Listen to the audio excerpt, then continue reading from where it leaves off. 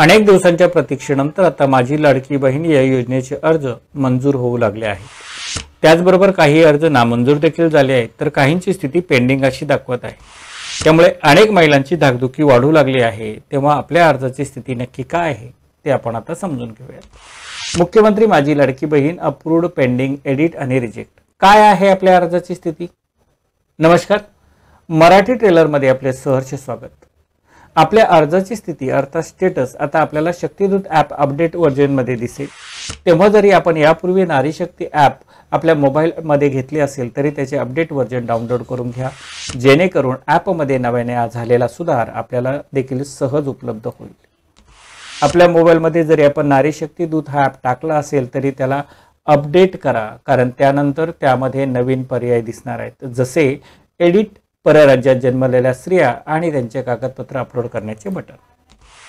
Log in या पर्यायामध्ये enter mobile number, यामध्ये आपला रजिस्टर्ड मोबाईल नंबर टाका, ॲक्सेप्ट टर्म्स अँड कंडिशनला क्लिक करा आणि लॉग इन बटनला क्लिक करून ॲप ओपन करा। त्यामध्ये यापूर्वी केलेले अर्ज या पर्यायावरती क्लिक करा। आपण आपल्या मोबाईलमध्ये जितके अर्ज भरले असेल त्या सर्वांची लिस्ट आपल्याला आता आपल्यासमोर पाहायला मिळेल। त्यातून ज्यात बदल करायचे त्यावरती क्लिक करायचे किंवा ज्यांची स्थिती काय आहे त्या स्थिती पहिले समजून घ्यायच्या। यामध्ये 4 स्थिती असण्याची शक्यता आहे प्रत्येक अर्जाच्या समोर। अप्रूव्ड, जर आपल्या अर्जात आपले स्टेटस अप्रूव्ड असे दाखवत असेल तर आपले अभिनंदन, तुमचा अर्ज यशस्वीरित्या सबमिट झाला आहे। आता आपल्याला काहीही करण्याची आवश्यकता नाही, आपल्या खात्यात डीबीटीच्या माध्यमातून लवकरच पैसे जमा होतील। पेंडिंग फॉर अप्रूव्हल, जर आपल्या अर्जामध्ये पेंडिंग फॉर अप्रूव्हल असा शेरा दाखवत असेल तर आपला अर्ज अजून तपासण्यात आलेला नाही, अर्जधारकाला अजून प्रतीक्षा करावी लागेल।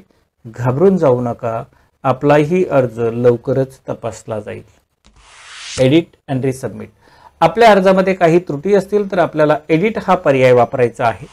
अर्जामध्ये ज्या ठिकाणी चुका झाल्या असण्याची शक्यता आहे त्याला एडिटच्या माध्यमातून पुन्हा नीट तपासून घ्या, काळजीपूर्वक बदल करून घ्या आणि कागदपत्रे व्यवस्थित अपलोड करा आणि खात्री असेल तरच त्याला पुन्हा रिसबमिट करा, कारण एडिट आणि रिसबमिट हा पर्याय एकदाच उपलब्ध आहे।